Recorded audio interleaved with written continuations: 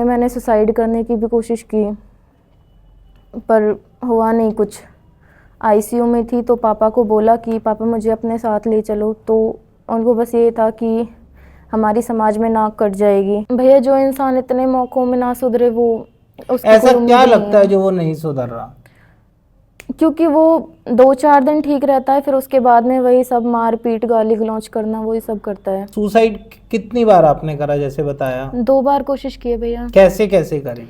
एक बार मतलब जो खेतों में डालने की जो दवाई होती है वो उसकी 3-4 घूंटे मैंने पिए थे। हर महिला अपने घर में ही खुश रह के है, हर महिला अपने घर में ही रहना चाहती है, उसको सूखी भी रोटी पसंद है, पर थोड़ी उसको इज्जत चाहिए।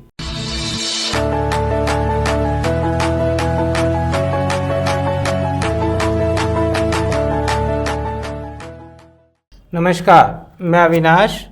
माइका की सच्ची कहानियों में और एक आज कहानी। आज हमारे साथ, क्या नाम है आपका? पूजा। पूजा, जैसे कि हमारे साथ हैं, आज ये अपने बारे में बताना चाहेंगी। पूजा जी, अपना एक इंट्रोडक्शन देते हुए आप बताइए कुछ, क्या आप कहना चाहती हैं? जी, मेरा नाम पूजा है। मेरी शादी को 6 साल हो गए हैं। मेरे पापा खुद पहले आर्मी में थे, अभी पुलिस में हैं, और उन्होंने मेरी 17 साल की एज में शादी करा दी थी, जो कि इलीगल है, खुद वो पुलिस में होते हुए भी। उसके बाद में ससुराल वाले काफ़ी ज़्यादा टॉर्चर करते थे, परेशान करते थे। हस्बैंड मारता था, पीटता था, बाहर भी अफेयर था उसका। बार बार वो सारी चीज़ें दिखा दिखा के परेशान करता था, मेंटली भी और फिज़िकली भी। तो उसके बाद में मैंने सुसाइड करने की भी कोशिश की, पर हुआ नहीं कुछ। आईसीयू में थी तो पापा को बोला कि पापा मुझे अपने साथ ले चलो, तो उनको बस ये था कि हमारी समाज में नाक कट जाएगी। तो वो बोलते थे कि चाहे जो भी है, जैसे भी है, बस अपनी शादी निभाओ। जैसे उन्होंने शादी निभाने को बोला और आप 6 साल साथ रहे और अब आप माइका के अंदर आए, तो आपको माइका का कैसे पता लगा? यूट्यूब से। यूट्यूब से? तो आपने ढूंढा या क्या, मतलब? ढूंढा था, पहले गूगल पे सर्च किया, देन उसके बाद में तो मतलब उसी से रिलेटेड वीडियोस आने लगी। तो काफ़ी सारे एनजीओज की आई, लेकिन सबसे ज़्यादा ट्रस्टेड यही लगा। आपने कहीं बात भी करके देखी और किसी एनजीओ में? नहीं। अच्छा, अब जैसे अब आपके पति हैं, अब आप क्या समझते हैं, यहाँ आने के बाद आप जाना चाहते हैं वहाँ? नहीं जाना चाहती हूँ। आप क्यों नहीं जाना चाहते हैं? क्योंकि मुझे पता है वो इंसान कभी नहीं सुधरेगा। आप इधर आए थे, दोबारे आए, आपने एक मौका भी उनको दिया। तीसरी बार आई हूँ भैया। तीसरी बार अब आप आए हैं जी। तो 2 बार आप गए आए, आपने 2 उसको मौके दिए, तो अब आप एक और क्यों नहीं उसको मौका देना चाहते हैं? क्योंकि भैया, जो इंसान इतने मौक़ों में ना सुधरे वो उसकी ऐसा कोई क्या उम्मीद नहीं लगता है है। जो वो नहीं सुधर रहा? क्योंकि वो 2-4 दिन ठीक रहता है, फिर उसके बाद में वही सब मार पीट गाली गलौज करना वही सब करता है। खाने पीने को मिलता है पूरा यहाँ पे? जहाँ आप अपने घर ससुराल रहते थे? नहीं, मतलब सास ऐसी थी कि सास सारी चीज़ों का ताला लगा के रखती थी। अच्छा, तो एक तो आपको वहाँ खाने पीने की दिक्कत थी, जी। एक पति आपको गाली गलौज करते थे, मारपीट भी। ड्रिंक करके मारते पीटते थे? हाँ, ड्रिंक करते थे, लेकिन कभी कभी, उतना तो नहीं। और उनका अफेयर था बाहर? जी। तो अब भी अफेयर है उनका? हाँ। तो अब अगर वो अफेयर से छोड़ दें, पीना छोड़ दें, तो आप नहीं जाना चाहेंगी वहाँ? अब भी नहीं जाना चाहूँगी भैया। अभी नहीं या कभी नहीं? कभी नहीं। तो जब आप पहली बार आए थे तब भी आपने सोचा था कि मैं कभी नहीं जाऊंगी, फिर दोबारा भी सोचा? आपने 2 मौके तो दिए उसको, तो एक और में क्या दिक्कत है? भैया, अब नहीं देना चाहती हूँ। अच्छा, तो अभी आपने उससे कुछ बातचीत करी अब तीसरी बार आने के बाद? जी, करी थी, लेकिन वो यही सब बोलता है पहले की तरह कि मैं सुधर जाऊंगा, चेंज हो जाऊंगा। तो मेरा यही कहना है कि मैं कितने मौके दूं, और हर बार मैं ही क्यों दूं? अगर मैं उसकी जगह होती तो क्या वो मुझे मौके देता? अब अगर वो ऐसा क्या करे जो आपको लगे कि वो सुधर गया, आप क्या, मतलब आपको कैसे आपकी तसल्ली हो कि जैसे कि वो सुधर गया हो? अब चाहे भैया वो कुछ भी कर ले, अब मैं नहीं जाना चाहती हूँ, क्योंकि मैं दिल से निकाल चुकी हूँ उसे। मेरे ख्याल आपसे अभी काउंसलिंग हुई थी पीछे, कल परसों 2-3 बार मेरे पे उसकी रिपोर्ट भी आई, मैं भी वहीं था। जी। पर उस काउंसलिंग में कुछ आपका ऐसा विचार था, ऐसा इंटरेस्ट था कि आप उसको मन से प्यार करते हैं, मन से आप उसको चाहते हैं? मन से प्यार आप करती हूँ भैया, लेकिन अब भरोसा नहीं कर सकती बस। भाई देखो, 6 साल आपकी तकलीफ रही और कल तक भी आपका एक इंटरेस्ट था कि मैं उसको प्यार करती हूँ। प्यार तो आपके भैया, ये शब्द थे, आप उसको चाहते हैं, आप उसको माफ करना चाहते हैं, आप उसके साथ रहना चाहते हैं। भैया प्यार अभी भी है और हमेशा रहेगा, लेकिन मुझे पता है वो कभी नहीं सुधरेगा। देखिए, आपका बहन जो प्यार है, जो आप साथ रहना चाहते हैं, इसका मतलब आप अभी एक समय है जो कोई भी बहन हमारे इधर आती है तो उनका स्टार्टिंग में ऐसा ही विचार होता है। और हमने अक्सर जब काउंसलिंग में देखा और इनको, बहनों को और दूसरे पक्ष को, तो बहुत जल्दी इनके विचार बदलते हैं। एक कॉल पे पति के इनके विचार बदलते हैं।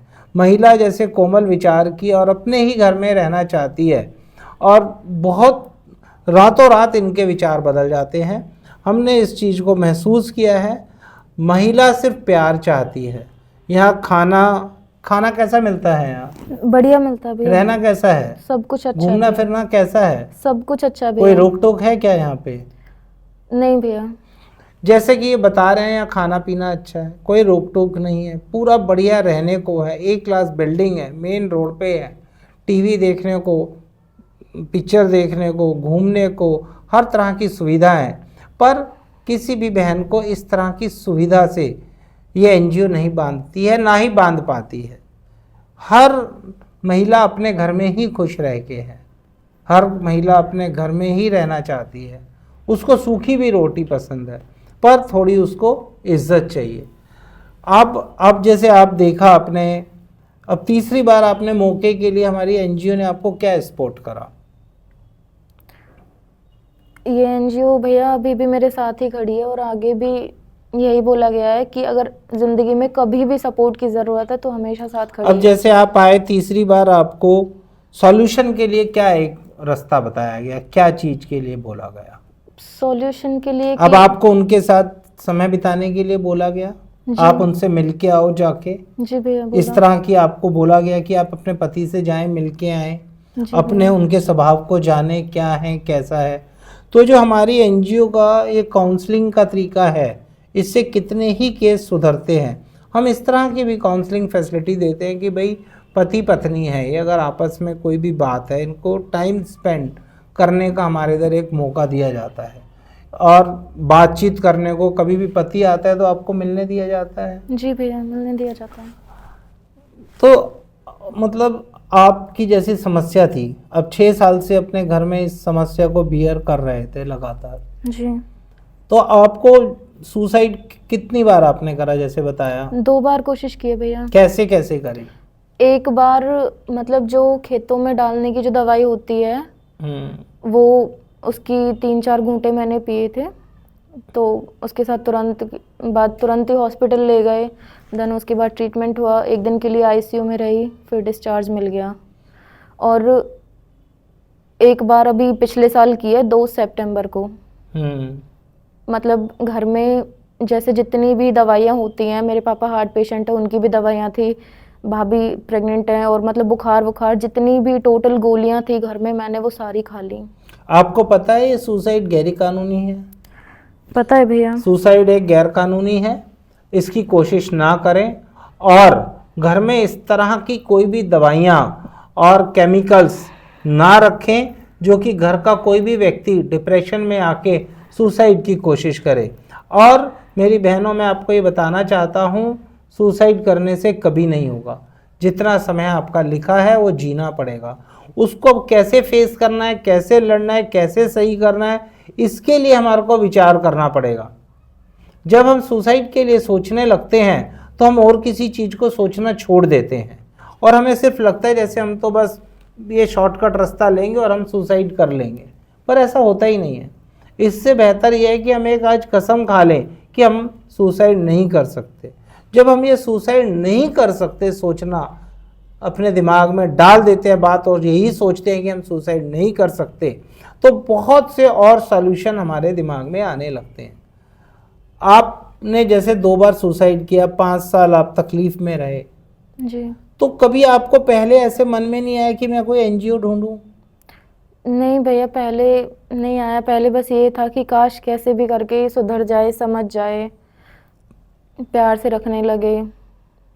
ये तो आपने मान लो 3 साल सोचा, फिर जिस दिन आपने सुसाइड सोचा, या कभी आपके मन में इस एनजीओ को अब आपने 6 साल बाद ढूंढा, इससे पहले कभी विचार नहीं आया कि एनजीओ भी होती है, मैं कोई एनजीओ ढूंढूं जहाँ जाके मैं रह सकती आया हूँ? था भैया, लेकिन पहले भरोसा नहीं था। दुनिया में जितनी भी न्यूज़ेस सुनते हैं, मतलब जो भी न्यूज़ सुनते हैं, हाँ, उनकी वजह से थोड़ा बहुत भरोसा नहीं था बस। तो अब कैसे भरोसा हो गया आपको? मतलब शुरुआत में दिल में डर था, लेकिन जब भी बात की यहाँ पे फ़ोन करके मैंने बात की, तो यहाँ से अच्छे से बात की, दिल को तसल्ली दी, फिर मैं यहाँ पे आई। और फिर जब यहाँ पे आके आया तो सच में भरोसा हुआ कि हाँ, दुनिया में सेफ जगह भी होती है। देखिए, माइका की अगर हम बात करें, माइका एक एनजीओ है जो पिछले 30 साल से काम कर रही है। आज 10,000 के लगभग केस तो आके जाके सॉल्व हो चुके हैं, लाखों केस टेलीफोन से सॉल्व हो चुके हैं। आज अगर हम इस चीज़ को देखते हैं भरोसा, तो वो आके आप घूम के भी जा सकते हैं। भरोसा तो एक बार चक्कर मारने से भी हो सकता है। बाकी हमारे जो केस सॉल्व हो रहे हैं, सच्ची कहानियाँ आपको लगातार हमारे इस चैनल पे आपको देखने को मिलती रहती हैं। और हमारी एक यही कोशिश है, कोई भी बहन सुसाइड की तरफ ना जाए, अपने जीवन को आगे बढ़ाए।